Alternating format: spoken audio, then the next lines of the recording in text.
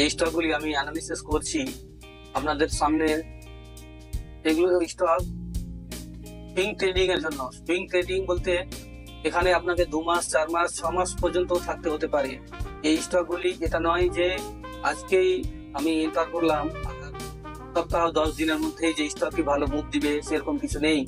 এখানে আপনাকে এটা ভাবতে হবে যে আমি সুইং ট্রেডিং করছি, তো এখানে স্টকটি 10 দিন 15 দিন 1 মাস দাঁড়িয়েও থাকতে পারে, কারণ কন্ডিশন প্রত্যেকটা স্টকের আলাদা আলাদা।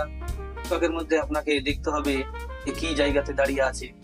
তবে আমি যে স্টকগুলি অ্যানালিসিস করে থাকি, যে স্টকগুলির মধ্যে আমার পজিশন নিয়ে থাকি, সেগুলো স্টকের মধ্যে দেখা যায় প্রায় 1 মাসও হতো, প্রায় 1 মাসও বসে থাকতে হয়।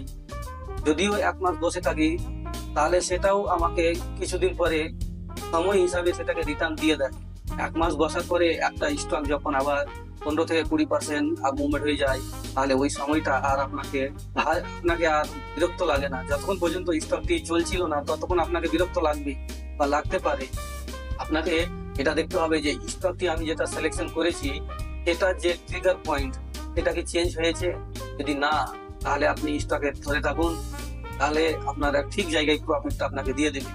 তবে আমার বলার উদ্দেশ্য হলো যে আমার যে অ্যানালিসিস করা স্টকগুলো, সেগুলো স্টকের মধ্যে এমন নাই যে আপনাকে সপ্তাহ 10 দিনে প্রফিট দিতে পারে, যেটা আপনি মাথাতে রাখবেন।